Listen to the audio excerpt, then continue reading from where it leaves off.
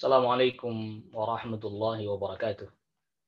Innal hamdalillah nahmaduhu wa nasta'inuhu wa nastaghfiruh wa na'udzu billahi min shururi anfusina wa min sayyiati a'malina may yahdihillahu fala mudilla lah wa may yudlil fala hadiya lah. Asyhadu an la ilaha illallah wahdahu la syarika lah wa asyhadu anna Muhammadan 'abduhu wa rasuluh.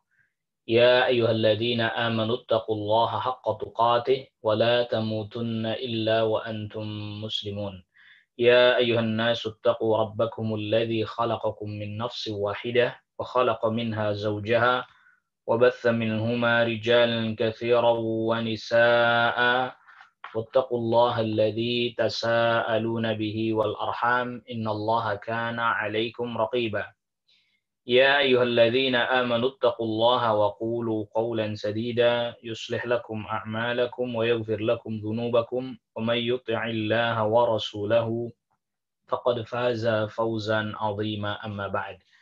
Ikhwatal iman, a'azzakumullah. Alhamdulillah pada kesempatan pagi hari ini kita berjumpa kembali dan dipertemukan kembali oleh Allah Subhanahu wa taala untuk melanjutkan qiraah kita dan pembahasan kita pada kitab Al-Mulakhas fi Syarhi Kitab Tauhid. Dan salawat salam semoga tercurahkan kepada Nabi kita Nabi Muhammad sallallahu alaihi wasallam, kepada keluarga, kerabat dan juga kepada seluruh sahabat radhiyallahu anhum ajma'in. Ikhwatal iman, a'azzakumullah, kita akan masuk pada bab yang ketiga, yaitu babu man haqqaqa tauhida dakhala al-jannata bighairi hisabin. Bab siapa orang yang betul-betul menunaikan hak-hak tauhid, maka dia akan masuk ke dalam surga tanpa hisab. Dan penulis kitab Fathul Majid memberikan tambahan keterangan ai wala azab. Dia juga masuk surga tanpa diazab. Jadi dia akan masuk surga tanpa hisab dan juga tidak diazab. Di dalam bab ini menjelaskan Syekh Al-Muallif rahimahullahu taala hendak menjelaskan tentang apa saja yang bisa membuat seseorang betul-betul dia menunaikan tauhid dengan sebenar-benarnya. Yang di dalam bab ini didatangkan nanti contohnya, yaitu Nabiullah Ibrahim alaihissalam. Tentunya juga Nabi SAW tentu menjadi contoh juga, karena Nabi SAW mengikuti millah Ibrahim alaihissalam. Lalu kemudian mengikuti para sahabat radhiyallahu anhum ajma'in, dan as-salaf as-salih dari kalangan tabi'in. Dan juga di dalamnya terdapat poin faedah tetap bertauhid kepada Allah Subhanahu wa taala walaupun sendirian. Ya, lantas kemudian bertawakal dengan sungguh-sungguh kepada Allah Subhanahu wa taala dan meninggalkan sesuatu yang pertama yang bisa membatalkan pokok tauhid, aslu tauhid. Ini poin 1. Jadi ini dasarnya, asasnya. Kita kembali kepada yang kita sudah pernah jelaskan pada pertemuan sebelumnya. Ada 3 poin penting yang harus selalu kita ingat, dan itu juga telah diisyaratkan oleh Syekh Shalih Fauzan hafizahullah taala. Yang pertama adalah aslu tauhid, pokok dari tauhid, asli tauhid, fondasi tauhid, dasar tauhid. Kita harus meninggalkan sesuatu yang bisa membatalkan aslu tauhid, yaitu apa? Al-syirkul akbar, syirik besar.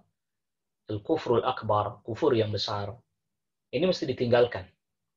Karena ini adalah merupakan syarat seseorang bisa masuk ke dalam surganya Allah Rabbul Alamin. Kalau pokok tauhidnya hilang, maka dia tidak bisa masuk ke dalam surganya Allah Rabbul Alamin. Ini poin yang pertama. Tentu menunaikan tauhid dengan sebenar-benarnya ya harus aslu tauhid harus ada. Ini tidak boleh tidak ada. Sebab kalau ini tidak ada ya tauhid hilang. Aslu tauhid. Yang kedua, yang kita sudah bahas juga, yaitu kamalut tauhid al-mustahabbu al-wajibu. Kamalut tauhid al-wajib. Kesempurnaan tauhid yang wajib. Di mana ini harus dikerjakan, harus ditunaikan, yang apabila seseorang tidak menunaikan apa yang menjadi kesempurnaan tauhid yang wajib, maka dia melakukan dosa besar atau dia melakukan satu dosa yang tentu apabila ini di bawah kesyirikan akbar, di bawah kufur akbar, yang dia belum bertaubat darinya, maka urusannya diserahkan kepada Allah Subhanahu wa taala. Kalau Allah hendak ampuni, ya Allah ampuni. Kalau Allah Subhanahu wa taala hendak mengazab, ya Allah azab. In syaa ghafara lahu wa in syaa adzabahu. Kalau Allah inginkan untuk mengampuninya, ya Allah ampuni. Kalau Allah hendak mengazabnya, ya Allah azab. Nah, ini perlu kita ingat poin yang kedua, yaitu apa tadi?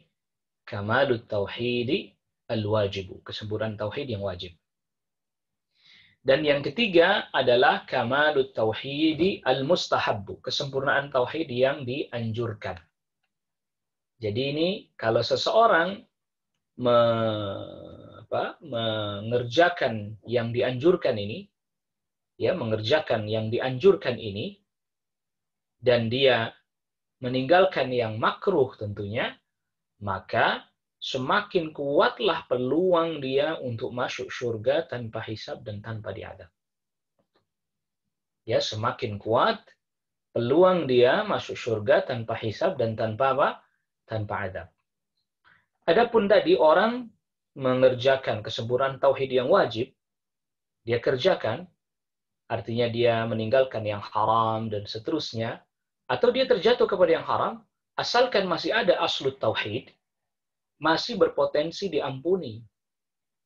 Sebagaimana pada pertemuan kita yang sebelumnya, yang dimana pada bab yang kedua, pada bab kedua didatangkan hadis diriwayatkan oleh Al-Imam At-Tirmidzi, di mana Allah Subhanahu wa taala firmankan, ya bani Adam, law ataitani biqurabil ardi khataya thumma laqitani la tusyriku bi syai'an la ataituka biqurabiha maghfiratan.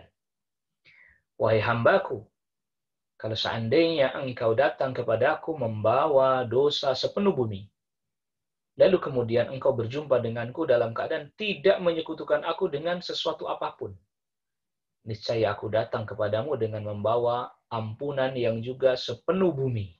Lihat, perhatikan di sini kata kuncinya, thumma laqitani la tusyriku bi syai'a. Thumma laqitani, kemudian engkau berjumpa denganku, dengan Allah Subhanahu wa taala, artinya dia wafat, la tusyriku bi syai'a, tidak menyekutukan aku dengan sesuatu apapun. Dia tidak mengerjakan syirik. Artinya yabqa ma'ahu aslut tauhidi. Masih tetap ada bersamanya pokok tauhid. Tidak hilang tauhid dari dirinya. Karena dia tidak melakukan perbuatan yang bisa menghilangkan tauhid dari dirinya, yang bisa membatalkan keislaman dari dirinya, yang bisa membatalkan keimanan dari dirinya. Dia tidak melakukan hal tersebut. Tetap ada pada dirinya aslut tauhid. Nah, ini aslut tauhid ini pokok dasarnya. Nah, kalau yang kamalut tauhidi al-wajibu, kesempurnaan tauhid yang wajib, ya seperti dia misalnya meninggalkan yang haram, mengerjakan yang Allah perintahkan. Kalau dia misalnya meninggalkan yang wajib, berarti dia melakukan sesuatu yang haram. Lalu dia belum sempat bertobat darinya, lalu dia wafat, masih tetap berpotensi diampuni. Sebagaimana hadis tadi. Asalkan ya baqa ma'ahu aslut tauhidi. Dia tetap ada bersamanya pokok tauhid. Nah, adapun yang kamalut tauhidil mustahab, kesempurnaan tauhid yang dianjurkan ini, seperti nanti akan disebutkan dalilnya oleh Asy-Syaikh Al-Muallif rahimahullahu taala, yaitu tidak minta diruqyah. Ya, meminta diruqyah hukumnya boleh, diperkenankan. Tetapi bersamaan dengan itu ada kemakruhan, makruh. Artinya, atau dalam bahasa lain, lebih baik dia tidak minta diruqyah. Dia meruqyah dirinya sendiri. Mengapa demikian? Karena ada semacam kecondongan kepada makhluk, mengandalkan makhluk. Itu maksudnya. Nah, kalau dia tidak minta diruqyah, berarti dia melakukan kamalut tauhidi al-mustahab. Kesempurnaan tauhid yang dianjurkan. Yang kalau dia minta pun boleh, silahkan. Itu tidak menyebabkan dia melakukan sesuatu yang haram, tidak. Tidak juga menyebabkan batal tauhidnya, tentu juga tidak. Boleh, tetapi sebaiknya tidak. Nah, maka orang yang betul-betul menunaikan hak-hak tauhid, mulai dari aslu tauhid, lalu kemudian kamal at-tauhid al-wajib, kesempurnaan tauhid yang wajib, lalu kemudian kamal at-tauhid al-mustahab, kesempurnaan tauhid yang dianjurkan, maka dia sangat berpeluang untuk masuk ke dalam surganya Allah Rabbul Alamin tanpa dihisab dan juga tanpa diazab. Nah, lalu kemudian kita sekarang masuk kepada apa yang disebutkan oleh Syekh Al-Muallif rahimahullahu taala, yaitu yang pertama, dalil yang pertama yang didatangkan oleh Syekh, yaitu yang di dalam surat An-Nahl ayat ke-120. Wa qaulillahi ta'ala, dan firman Allah Ta'ala, Inna Ibrahim kana ummatan qanitan lillahi hanifan wa lam yaku minal musyrikin. Sesungguhnya Nabi Ibrahim alaihissalam kana ummatan. Beliau adalah ummatan. Yang dimaksud ummatan di sini adalah imaman yuqtada bihi. Beliau adalah imam yang diikuti, yang dijadikan panutan. Qanitan lillahi, yang terus-menerus taat beribadah kepada Allah Subhanahu wa taala. Hanifan ay muqbilan ilallahi mudbiran anisyirki. Hanif artinya menghadapkan dirinya kepada Allah dan berpaling dari kesyirikan. Walam yaku minal musyrikina, dan Nabi Ibrahim alaihissalam tidak termasuk orang-orang yang berbuat kesyirikan. Ya, tidak termasuk orang yang berbuat kesyirikan. Di dalam ayat ini Allah Subhanahu wa taala memuji Nabiullah Ibrahim alaihissalam. Yang dimana kita sama-sama ketahui Nabi SAW diperintahkan oleh Allah Rabbul Alamin untuk mengikuti millah Ibrahim. Anittabi' millata Ibrahim hanifa. Ikutilah millah Ibrahim yang hanif. Nah, ini jadi Nabi Ibrahim alaihissalam, millahnya diperintahkan kepada Nabi SAW untuk mengikuti millahnya Nabi Ibrahim alaihissalam. Lalu kemudian Allah Subhanahu wa taala menyebutkan atau menjelaskan figur Nabi Ibrahim alaihissalam. Sifat Nabi Ibrahim alaihissalam. Di antara yang disebutkan di dalam ayat ini ada 5 sifat. Ini bisa kita catat, menjadi catatan buat kita. Yang pertama, Allah Subhanahu wa taala menyebut Nabi Ibrahim alaihissalam, memuji Nabi Ibrahim alaihissalam dengan sebutan ummatan. Apa itu ummatan? Adalah imaman yuqtada bihi. Nabi Ibrahim adalah panutan yang diikuti. Dalam hal apa? Dalam hal perbuatannya, kesungguhannya dalam menunaikan perintah Allah Subhanahu wa taala, sangat bertawakal dan bersandar kepada Allah Rabbul Alamin. Ya. Banyak contoh bagaimana Nabi Ibrahim alaihissalam sangat bertawakal kepada Allah Rabbul Alamin. Di antaranya adalah tatkala Nabi Ibrahim alaihissalam membawa Hajar, istrinya, bersama dengan putranya Ismail alaihissalam, anak yang dinanti-nanti selama ini, ternyata ketika lahir Allah uji. Dipisahkan Nabi Ibrahim alaihissalam dengan anak yang dia nanti selama ini, itu Nabi Ismail alaihissalam. Ditinggalkan di Makkah, yang pada saat itu Makkah adalah tanah yang tandus, gersang, yang sejauh mata memandang padang pasir dan gunung-gunung, bukit-bukit bebatuan. Tidak ada orang yang tinggal di sana. Sampai ketika Nabi Ibrahim alaihissalam sudah sampai di Mekah, langsung berpaling, tidak mau melihat karena khawatir tidak kuat, khawatir tidak sanggup meninggalkan istri dan anaknya di negeri atau di tempat yang seperti itu. Hajar pun berkata kepada suaminya Nabi Ibrahim alaihissalam, Allahu amaraka bihadza. apakah Allah Subhanahu wa taala yang memerintahkanmu untuk melakukan hal ini? Kata Nabi Ibrahim alaihissalam, "Nah, ya, Allah yang perintahkan ini." Ya sebelumnya Hajar katakan, apakah kau tega meninggalkan kami di sini? Sampai 2 kali bertanya seperti itu, Nabi Ibrahim alaihissalam tidak menjawab. Yang terakhir, yang ketiga kali, Hajar berkata, Allahu amaraka bihadza. Apakah Allah yang perintahkan engkau untuk meninggalkan kami di sini? Apakah Allah yang perintahkan engkau melakukan hal ini? Nabi Ibrahim alaihissalam menjawab, ya, na'am. Lantas kemudian Nabi Ibrahim alaihissalam pun meninggalkan Hajar dan putranya Ismail. Seraya Hajar berkata, "Idzan la yudayya'una Allah." Kalau begitu, niscaya Allah tidak akan menyia-nyiakan kami. Ditinggal. Ya. Ya termasuk juga betapa sangat bersandarnya kepada Allah Rabbul Alamin tatkala Nabi Ibrahim alaihissalam diperintahkan oleh Allah Rabbul Alamin untuk menyembelih putranya Ismail alaihissalam. Kalau bukan beliau sangat bersandar kepada Allah, kalau bukan Nabi Ibrahim alaihissalam adalah orang yang sangat bersandar kepada Allah Rabbul Alamin, niscaya tidak akan melakukan hal itu. Tapi Nabi Ibrahim menunaikannya. Yang kedua, Allah Subhanahu wa taala mensifati Nabi Ibrahim alaihissalam dengan sifat qanitan lillah, yaitu qanitan lillah ay daimat taati, terus-menerus menunaikan ketaatan kepada Allah Subhanahu wa taala. Terus-menerus menunaikan ketaatan kepada Allah Subhanahu wa taala dalam setiap keadaan. Ya, dalam setiap keadaan. Yang kemudian yang selanjutnya jadi qanitan, yaitu daimat ta'ah lillahi, ini yang ketiga. Lillahi, hanya kepada Allah, yang menunjukkan keikhlasan. Ibadahnya hanya kepada Allah. Jadi umat qanitan, yang terus-menerus taat, lillahi, hanya kepada Allah taatnya. Terus-menerus beribadah hanya kepada Allah, yang menunjukkan keikhlasan.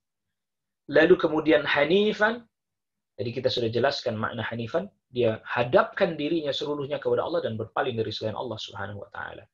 Dan yang kelima, walam yaku minal musyrikina, dan beliau tidak termasuk orang-orang yang berbuat kesyirikan. Dan lanjutan ayatnya ada setelahnya syakiran li an'umihi, yaitu bersyukur atas nikmat-nikmat Allah. Jadi ada 6 ya. Jadi ada 6. Jadi Nabi Ibrahim alaihissalam disifati oleh Allah Subhanahu wa taala bahwa Nabi Ibrahim alaihissalam adalah memiliki sifat-sifat yang sangat utama ini. Ini artinya Nabi Ibrahim alaihissalam adalah contoh, ya tentunya kemudian Nabi SAW, Nabi Muhammad SAW yang mengikuti milah Ibrahim pun tentu menjadi contoh buat kita. Adalah orang yang betul-betul menunaikan hak-hak tauhid dengan sebenar-benarnya.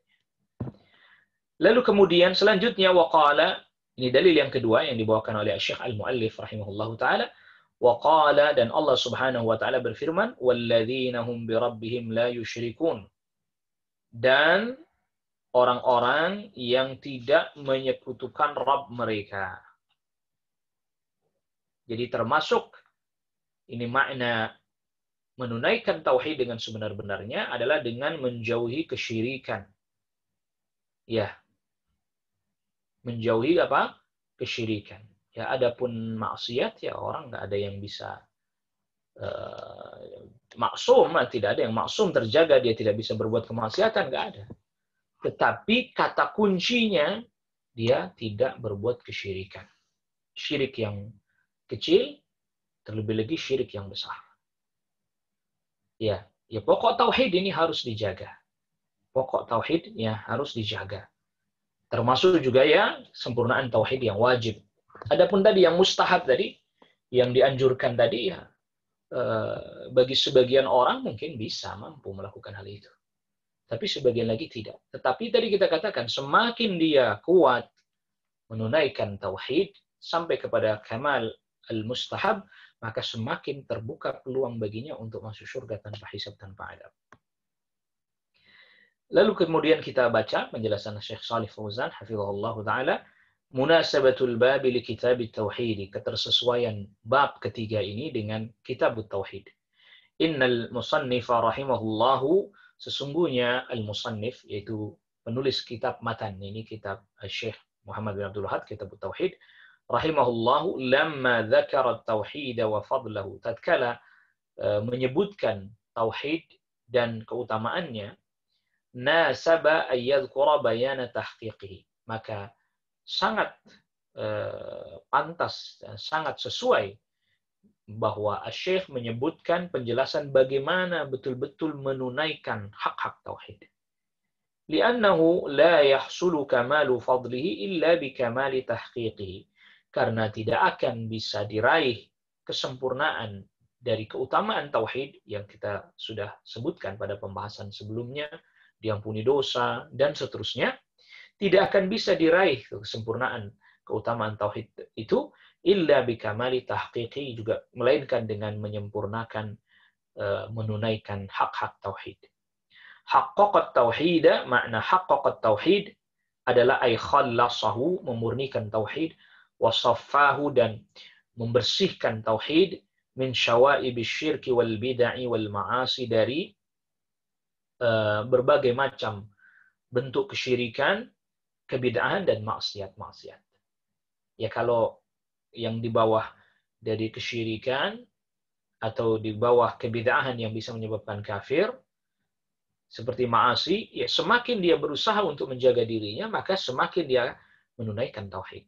Sebagaimana tadi kita sudah jelaskan. Tetapi tidaklah merupakan syarat utama orang yang menunaikan tauhid dia terbebas sama sekali dari maksiat. Bukan syarat utama, karena nggak ada manusia yang maksum. Tapi semakin dia bersungguh-sungguh meninggalkan hal-hal yang bisa mengurangi kualitas tauhidnya, termasuk tadi yang makruh dia tinggalkan, maka semakin dia akan berpeluang masuk surga tanpa hisab dan juga tanpa azab. Bighairi hisabin, tanpa hisab, ay la muhasabat alaihi, dia tidak dihisab. Nah, jadi orang yang masuk surga ini ada beberapa tingkatan. Tingkatan yang pertama, itu yang masuk surga tanpa dihisab, tanpa diazab. Dia tidak dihisab, dia tidak diazab. Ini adalah golongan pertama yang Allah Subhanahu wa taala sebutkan di dalam Al-Qur'an, di dalam suratul Waqiah, sabiquna sabiqun ulaikal muqarrabun. Ini namanya sabiquna sabiqun. Mereka lah yang Nabi sallallahu alaihi wasallam sabdakan sebagai rombongan yang pertama kali masuk surga, wujuhuhum kal qamari lailatal badri. Wajah mereka seperti rembulan di malam purnama. Wajah mereka seperti rembulan di malam purnama. Ini yang golongan yang pertama. Golongan yang kedua, dia masuk surga, dihisab, tapi tidak diazab. Yang artinya dia dihisab, tapi kemudian dimudahkan oleh Allah Rabbul Alamin hisabnya. Sehingga tidak diazab. Atau dia dihisab dan ada dosa, tapi kemudian diampuni dosa-dosanya oleh Allah Subhanahu wa taala sehingga dia tidak diazab. Ini golongan yang kedua. Ya, ini masuk ke dalam orang-orang yang juga utama. Jadi ada kesalahan-kesalahan, ada kekeliruan, dihisab. Tapi kemudian diampuni oleh Allah Rabbul Alamin. Atau dihisab sangat diringankan. Sehingga tadi udah pokoknya dihisab hanya dosa-dosa yang kecil saja. Dosa besarnya tidak ditampakkan. Lalu kemudian langsung diampuni oleh Allah Subhanahu wa taala dosa-dosanya. Sehingga dia dihisab tapi tidak tidak diazab.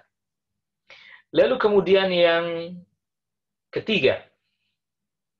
Ya, golongan yang ketiga, dia dihisab lalu kemudian diazab dengan sebab ada dosa yang tidak Allah ampuni, lalu kemudian diangkat oleh Allah Subhanahu wa taala. Di sini pun pada golongan yang ketiga ini juga bertingkat-tingkat ya, sesuai dengan dosanya, berapa banyaknya dan seterusnya. Ya, ada yang ada yang dia dosanya masuk sebentar lalu kemudian diangkat, ada yang belakangan diangkat. Ini golongan yang ketiga. Jadi masuk surga dia dihisab dulu, lalu kemudian dia diazab dulu, lantas kemudian Allah Subhanahu wa taala angkat dia, lalu dimasukkan dia ke dalam surganya Allah Rabbul Alamin. Dan ahlut tauhid yang dimaksud ahlut tauhid adalah orang yang ada pada dirinya pokok tauhid, aslut tauhid, inilah yang tetap akan diangkat dari neraka dan dimasukkan ke dalam surganya Allah Rabbul Alamin. Jadi ini tiga golongan yang masuk surga. Yang pertama, tidak dihisab, tidak diazab. Yang kedua adalah dia dihisab tapi kemudian tidak diazab. Yang ketiga, dia dihisab terlebih dahulu, lalu kemudian dia diadab terlebih dahulu, lantas kemudian dia diangkat dan dimasukkan oleh Allah Rabbul Alamin ke dalam surganya Allah Rabbul Alamin. Nah, kita lanjutkan. Ummatan, ini Asy-Syaikh menjelaskan kalimat atau kata perkata yang perlu dijelaskan. Ummatan ay qudwatan, menjadi panutan. Jadi inna Ibrahim kana ummatan ay qudwatan, panutan, wa imaman, dan menjadi imam, mualliman lil khairi, yang mengajarkan kebaikan. Artinya menjadi contoh, menjadi panutan yang diikuti. Qanitan, al-qunutu, makna qunut adalah dawamu ta'ati, terus-menerus taat kepada Allah Subhanahu wa taala. Hanifan, al-hanifu, makna hanif adalah al-muqbilu 'ala Allah, orang yang menghadapkan dirinya kepada Allah Subhanahu wa taala. Al-mu'ridu an kulli ma siwahu, dan berpaling dari segala sesuatu yang selain Allah Subhanahu wa taala. Dia berpaling dari kesyirikan. Walam yaku, ini aslinya walam yaku, yakun, ada nunnya, walam yakun ya. Khudifatin nunu takhfifan, dihilangkan nunnya atau dihapuskan nunnya dalam rangka supaya meringankan. Makanya di walam yaku minal musyrikina, Nabi Ibrahim tidak termasuk orang-orang berbuat kesyirikan. Ai qad faraqal musyrikina. Maknanya tidak termasuk orang musyrik di sini, Nabi Ibrahim alaihissalam memisahkan diri dari orang-orang musyrik. Bahkan bil qalbi, ya dengan hatinya, wal lisani, dengan ucapannya, wal badani, bahkan dengan badannya, wa ankara ma kanu alaihi, dan Nabi Ibrahim mengingkari perbuatan mereka orang-orang musyrik. Nabi Ibrahim alaihissalam tidak termasuk orang musyrik, artinya Nabi Ibrahim alaihissalam adalah orang yang berlepas diri dari kesyirikan. Al-bara'atu minasyirki wa ahli. Nabi Ibrahim alaihissalam betul-betul berlepas diri dari kesyirikan. Maka Nabi Ibrahim alaihissalam mengingkari kesyirikan yang dilakukan oleh ayahnya sendiri. Ya, lima ta'budu ma la yasma'u wa la yubsir. Kenapa Anda menyembah sesuatu yang tidak bisa mendengar, tidak bisa melihat? Diingkari oleh Nabi Ibrahim alaihissalam dengan qaul, dengan perkataannya, tentu juga dengan hatinya. Bahkan Nabi Ibrahim alaihissalam mengingkari dengan perbuatannya. Sebagaimana kita ketahui, Nabi Ibrahim alaihissalam menghancurkan berhala-berhala milik kaumnya ketika mereka sedang melakukan perayaan. Nabi Ibrahim alaihissalam menghancurkan berhala-berhala yang disisakan yang besar, yang lalu kemudian kapak yang digunakan untuk menghancurkan berhala kecil itu digantungkan di leher berhala yang besar. Dengan perbuatan dibuktikan. Bahkan dengan badan berpisah dari mereka. Nabi Ibrahim alaihissalam pun hijrah, meninggalkan negerinya menuju ke negeri lain, ke Palestina. Ya, ke Syam. Jadi Nabi Ibrahim alaihissalam walam yakum minal musyrikin. Nabi Ibrahim alaihissalam orang yang berlepas diri dari kesyirikan dengan hatinya, dengan ucapannya, dengan perbuatannya, dengan badannya, bahkan meninggalkan negerinya berpindah menuju ke negeri lain. Allahu Akbar. Ini bukti bahwa Nabi Ibrahim alaihissalam berlepas diri dari kesyirikan, dan ini juga yang mestinya dilakukan oleh orang yang dia mengaku atau dia mengklaim bertauhid kepada Allah Subhanahu wa taala. Dia semestinya apa?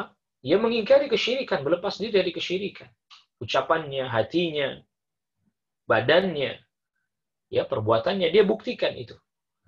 Jadi bukan justru malah membenarkan kesyirikan. Ya, nggak apa-apa, agama yang lain juga benar. Nah, ini dia tidak berlepas diri dari kesyirikan. Bahaya ini.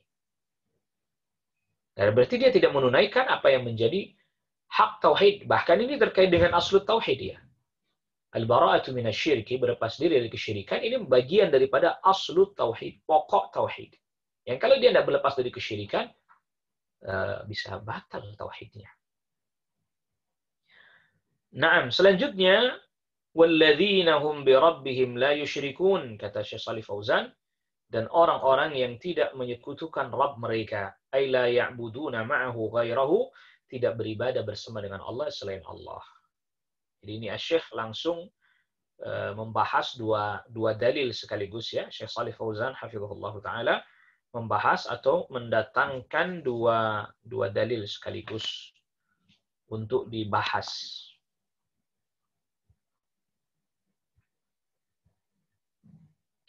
Al-ma'na al-ijmali lil ayatil ula. Makna global ayat yang pertama. Dalil yang pertama.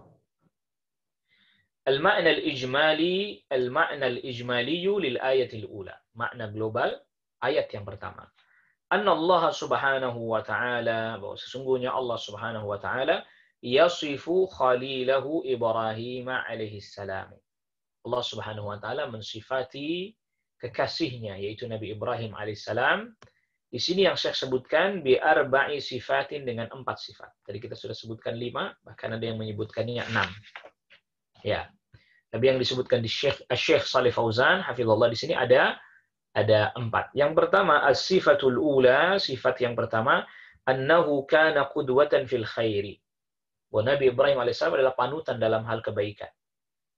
Litakmilihi maqam as-sabri wal yaqini, karena Nabi Ibrahim alaihissalam betul-betul menyempurnakan maqam kesabaran dan yakin. Tadi kita sudah katakan. Sabar dan yakin. Yakin bahwa pertolongan Allah akan datang. Yakin bahwa Allah Subhanahu wa taala akan memberikan pertolongan, tidak akan menyia-nyiakan. Ya, tadi menyembelih putranya, yakin akhirnya Allah gantikan dengan domba yang besar. Fadainahu bidzibhin azim. Kami ganti, kami tebus, artinya Ismail alaihissalam diganti. Ketika mau disembelih diganti, nggak jadi. Dengan sembelihan atau hewan yang besar, kambing yang besar. Alladzaini bihima tunalul imamatu fid din, yang dengan 2 hal ini, yaitu sabar dan yakin, bisa diraih seseorang sebagai panutan dalam urusan agama. Tadi yang disebutkan di dalam ayat di sini adalah yang ummatan. Itu artinya panutan. Yang kedua, as-sifatus tsaniyatu, sifat yang kedua, qanitan lillah. Annahu kana khashi'an muti'an mudawiman ala ibadatillahi ta'ala. Wa Nabi Ibrahim alaihissalam adalah orang yang khusyuk, yang taat, yang terus-menerus beribadah kepada Allah Subhanahu wa taala dalam keadaan apapun. So, kita mohon kepada Allah Subhanahu wa taala agar kita menjadi orang yang seperti ini. Dalam keadaan apapun, dalam keadaan lapang, dalam keadaan sempit, selalu ibadah kepada Allah. Bukan hanya beribadah Allah dalam keadaan sempit saja, atau beribadah kepada Allah hanya dalam keadaan lapang saja, bukan. Nah, ini sama seperti ketika orang berkata dengan perkataan seperti ini, ketika dia dapat kenikmatan, apa dia bilang? Allah Maha Baik. Tapi ketika lagi dalam keadaan kesulitan, dia nggak bilang Allah Maha Baik. Padahal Allah Subhanahu wa taala baik dalam setiap keadaan. Nah, ini contoh agar kita selalu mengingat Allah Subhanahu wa taala dalam setiap keadaan. Rasulullah sallallahu alaihi wasallam sabdakan, ta'arraf ila Allahi fir raha. Ingatlah kepada Allah dalam keadaan lapang. Ya'rifka fi syiddati, maka Allah akan menolongmu, mengetahuimu dalam keadaan sulit. Maksudnya bukan berarti Allah tidak tahu, tapi Allah akan membantu, akan menolongmu.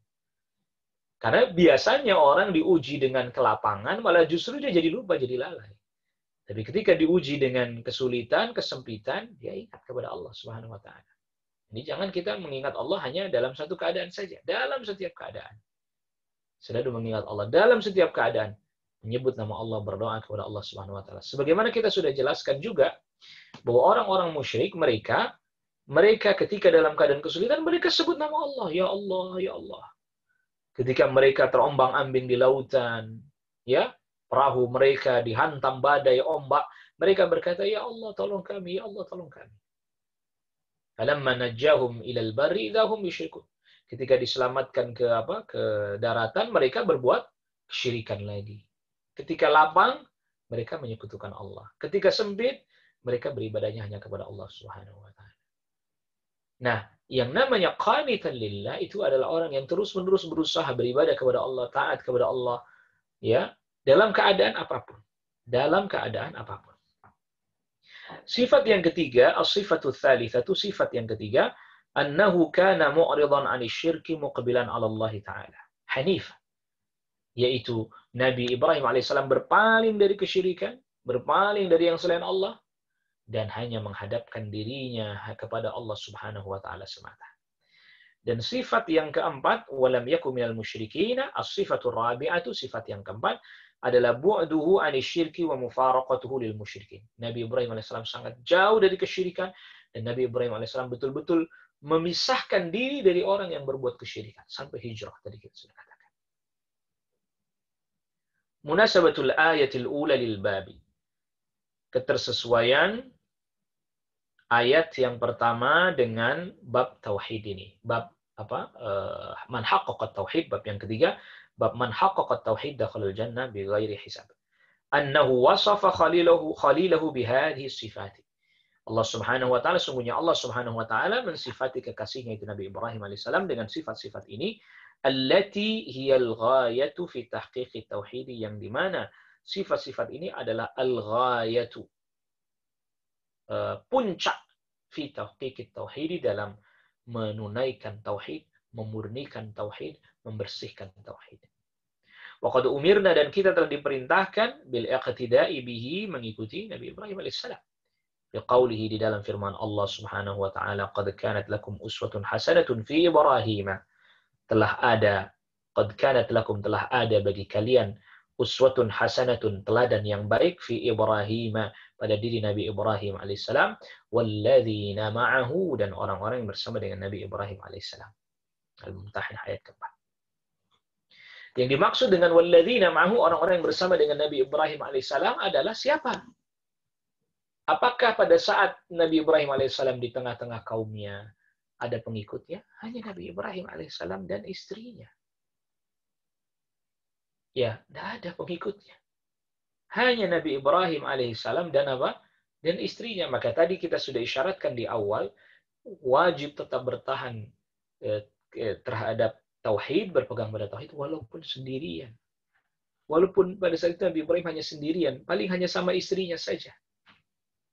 Tetap bertahan, bersabar dan yakin terhadap tauhid, itu Sarah pada saat itu. Sampai akhirnya kemudian mereka hijrah, meninggalkan negerinya, meninggalkan kampungnya. Sebagian para ulama katakan negerinya Nabi Ibrahim alaihissalam yaitu Irak, ya, Babylon, karena Namrud adalah raja Babylon. Tinggalkan negerinya. Hijrah, betul-betul dia berpisah dengan orang-orang musyrik. Didakwai sudah tidak bisa, bahkan Nabi Ibrahim mau dibunuh, sudah nggak bisa lagi tinggal di situ. Bahkan mau dibunuh, dilemparkan ke api, sebagaimana kita ketahui. Lalu Allah Subhanahu wa taala selamatkan, sampai akhirnya Nabi Ibrahim alaihissalam pun meninggalkan negerinya yang penuh dengan kekufuran dan kesyirikan. Karena sudah nggak bisa lagi tinggal di situ. Kalau masih bisa tinggal di situ, mendakwahi mereka, Nabi Ibrahim bertahan. Sebagaimana Nabi SAW. Ketika sudah tidak bisa lagi bertahan di Makkah, hijrah. Hijrah. Kalau masih boleh, kalau mereka masih memperkenankan, masih membolehkan, ya niscaya Nabi SAW akan tetap di Makkah. Tetapi karena kondisinya sudah tidak mungkin, maka akhirnya hijrah. Lihat, bayangkan. Jadi sebenarnya kalau kita betul-betul mau objektif menilai, yang tidak toleran siapa? Ya, orang musyrik yang nggak toleran. Dan itu Nabi SAW nggak diperkenankan untuk menunaikan ibadah sesuai dengan yang diyakini oleh Nabi SAW. Hijrah. Kalau mereka toleran, udah biarin aja lah. Biarin aja mereka di sini, biarinlah. Masing-masing aja. Enggak kan? Jadi orang-orang musyrikin, orang-orang kafirin, enggak toleran. Tapi kemudian dibuat sedemikian rupa menjadi seakan-akan terbalik. Kaum muslimin lah yang tidak apa? Ya, toleran. Maka isu toleransi itu disebarkannya apa? Di negeri-negeri kaum muslimin. Di negeri-negeri yang mayoritas penduduknya kaum muslimin. Isu itu ditebarkan. Tetapi isu intoleran atau tidak toleran di negeri-negeri yang mayoritas orang kafir mana? Nggak ada kan? Nggak ada isu itu disebarkan. Nggak ada faham itu disebarkan. Dengan istilah ini, istilah yang sekarang cukup tren atau bahkan beberapa tahun ini tren, itu dengan istilah apa? Yang mayoritas harus melindungi yang apa? Yang minoritas. Kenapa isu ini dibawa ke negeri-negeri kaum muslimin? Isu ini kenapa tidak dibawa kepada negeri-negeri orang kafir, negeri-negeri kafir di mana mereka yang mayoritas, musyrikin mereka yang mayoritas. Isu ini nggak pernah dibawa ke mereka. Bahkan sebagaimana kita ketahui, negeri-negeri yang mayoritas penduduknya atau bahkan hampir seluruhnya adalah orang kafir, orang musyrik. Jangankan dalam bab urusan agama, dalam bab urusan beda warna kulit saja mereka nggak toleran.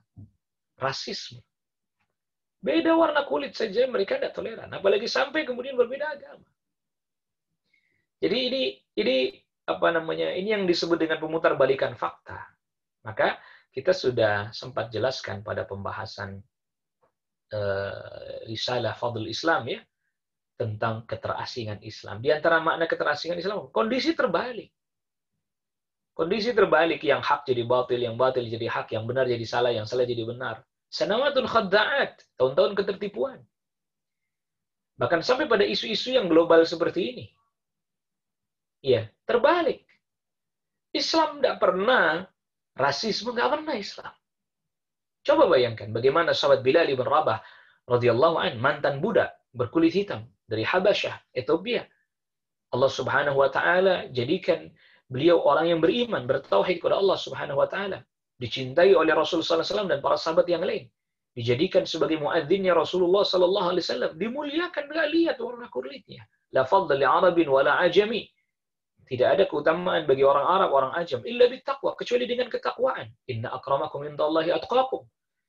Sungguhnya orang yang paling mulia di sisi Allah di antara kalian adalah yang paling bertakwa di antara kalian. Lihat. Ini Al-Quran. Ini Islam. Ini datang dari Allah Rabbul Alamin. Ini ajarannya Rasul SAW. Jadi sebenarnya yang tidak toleran siapa?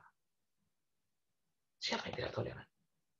Anehnya, uniknya, ketika di negeri yang mayoritas kaum muslimin, itu isu ini dihembuskan seolah-olah kaum muslimin tidak toleran. Seolah-olah kaum muslimin tidak memberikan ruang bagi keyakinan lain dan seterusnya. Kalau bicara akidah keyakinan, tentu kita nggak boleh memberi ruang dengan mengatakan mereka benar, enggak.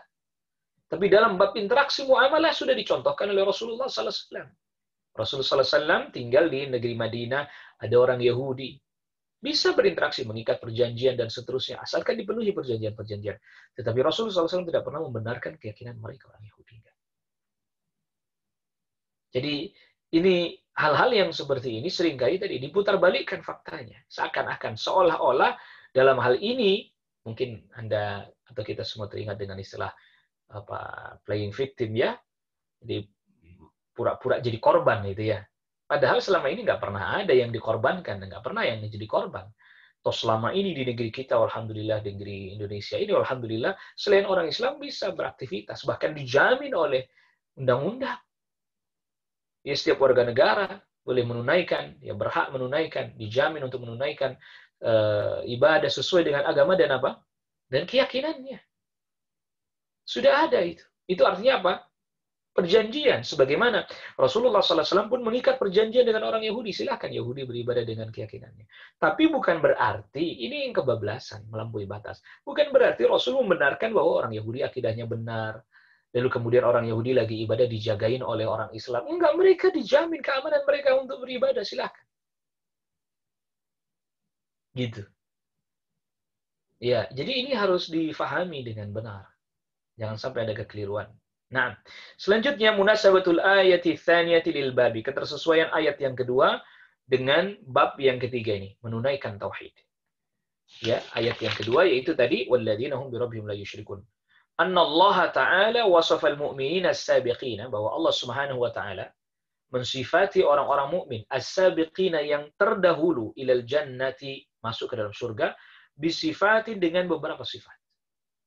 A'zamuha, yang paling agung dari sifat mereka, yaitu ats-tsana'u 'alaihim, pujian, sanjungan Allah kepada mereka orang-orang mukmin yang masuk surga terdahulu, terdepan, bi annahum bi rabbihim la yusyrikuna bihi syai'an minasyirki la khafiyan wala jaliyya, bahwa Allah memuji mereka orang-orang mukmin yang terdahulu terdepan masuk surga, bahwa mereka tidak berbuat kesyirikan sedikit pun, la khafiyan wala jaliyan.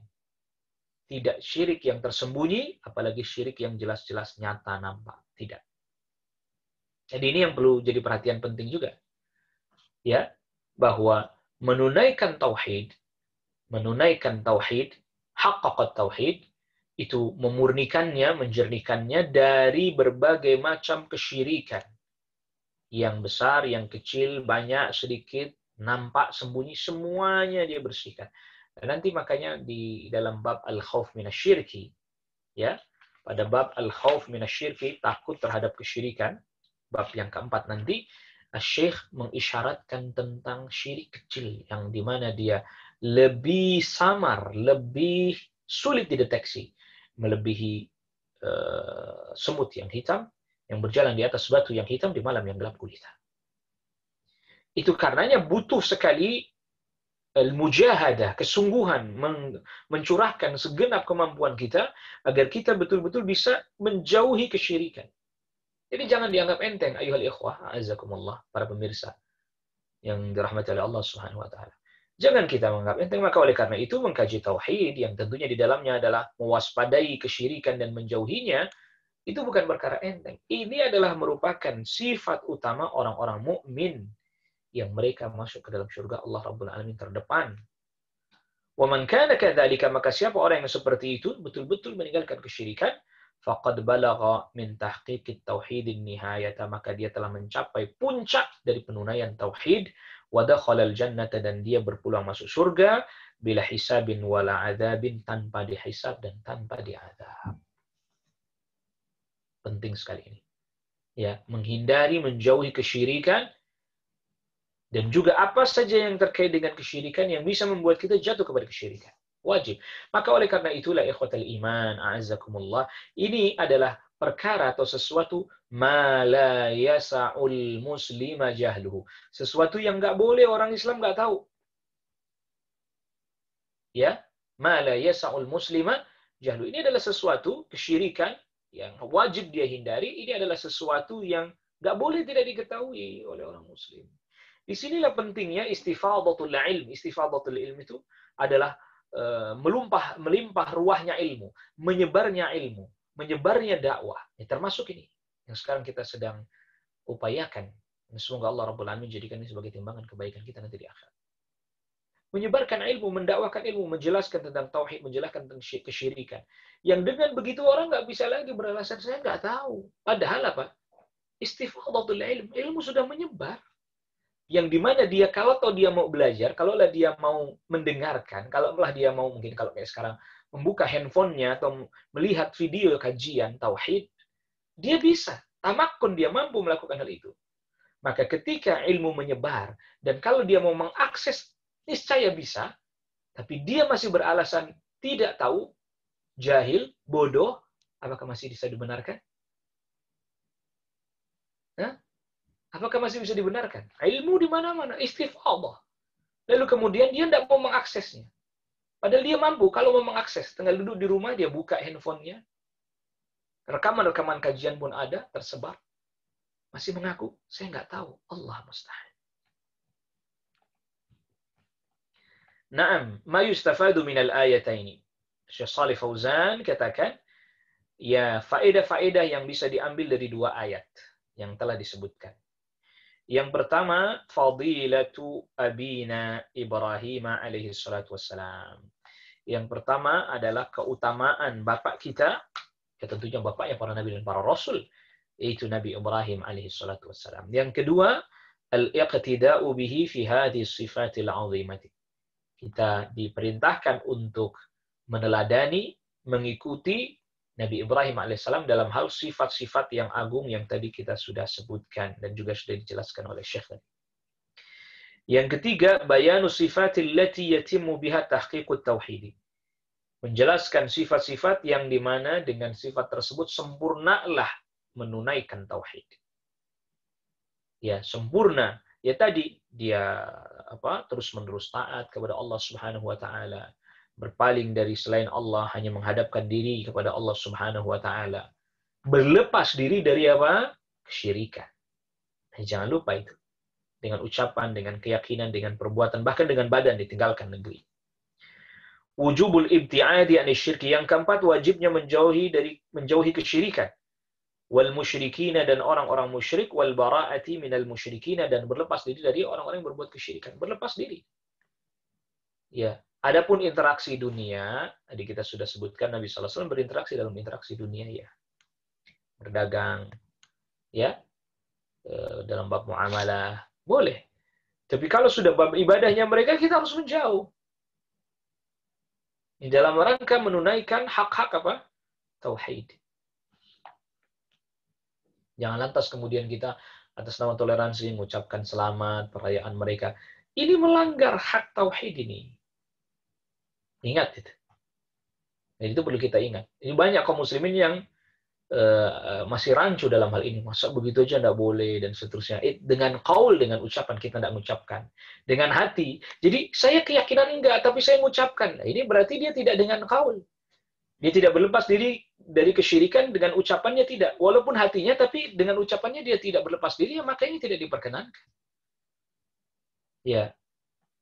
Lalu kemudian yang kelima, wasful mu'minina, Allah mensifati orang-orang mukmin bitahqiqit tauhid, bahwa mereka betul-betul menunaikan tauhid, terutama yang ditekankan oleh Asy-Syaikh wallahu a'lam al-muallif rahimahullahu taala setelah mendatangkan ayat yang pertama, didatangkan ayat kedua, walladzina hum birabbihim la yusyrikun, ditekankan oleh Syekh bahwa betul-betul menunaikan tauhid adalah dia menjauhi kesyirikan, berlepas diri dari orang-orang musyrik. Penekanan di situ. Sehingga didatangkan ayat tersendiri untuk menekankan hal itu. Walladzina hum birabbihim la yusyrikun. Dan mereka orang-orang yang tidak menyekutukan Rabb mereka. Naam, ikhwatal iman, a'azzakumullah. Jadi kita sudah jelaskan tadi ya. Kita sudah jelaskan tadi bahwa Nabi Ibrahim alaihissalam menjadi panutan, yang tentunya juga Nabi Muhammad SAW, karena Nabi Muhammad SAW mengikuti millah Ibrahim alaihissalam dalam urusan betul-betul menunaikan tauhid. Ya, jadi kita sudah sebutkan tadi. Yang pertama, poin pertama, dia harus menunaikan apa yang menjadi pokok tauhid, asal tauhid. Dia harus berlepas diri dari syirik besar, kufur yang besar. Yang kedua, dia menunaikan kesempurnaan tauhid yang wajib. Kamalut tauhidi al-wajib. Yang ketiga, ya ini lebih menguatkan lagi, menunaikan kesempurnaan tauhid yang mustahab, yang dianjurkan. Ya, nanti tentang masalah tidak minta diruqyah, tidak berobat dengan cara kai, tidak tatayur, itu nanti disebutkan pada dalil yang ketiga yang dibawakan oleh Asy-Syaikh al-Muallif di dalam kitab tauhid ini, yaitu hadis yang panjang dari Husain bin Abdurrahman, nanti akan kita bahas insyaallah di pertemuan selanjutnya. Jadi menunaikan tauhid di sini, dia tunaikan tauhid dan dia berlepas diri dari kesyirikan. Nampaknya wallahu alam titik tekan di sini, stressing point yang sangat dikuatkan oleh Asy-Syaikh Al-Muallif rahimahullah adalah pada betul-betul berlepas diri dari kesyirikan. Karena terkadang orang itu yang menunaikan tauhid, saya yakin bahwa hanya Allah yang berhak diibadahi. Tapi ketika dalam bab berlepas diri dari kesyirikan, dia tidak mampu menunaikan itu, atau dia tidak tunaikan itu. Dan kita sudah sampaikan juga bahwa yang terberat adalah pada sisi berlepas diri dari kesyirikan dan menolak kesyirikan. Itu bagian terberat, simpul terberat. Oleh karena itulah Allah Rabbul Alamin ketika perintahkan Nabi sallallahu alaihi wasallam di awal mula perintah dakwah adalah berlepas diri dari kesyirikan. Warrujza fahjur, dan berhala tinggalkanlah. Jadi qum fa'anzir, bangkit untuk berikan peringatan, adalah ini dalam rangka melepaskan diri dari kesyirikan, melepaskan umat dari kesyirikan, mengingkari kesyirikan. Dan itu yang menyebabkan tantangan yang berat, tentangan yang besar juga datang dari kaumnya.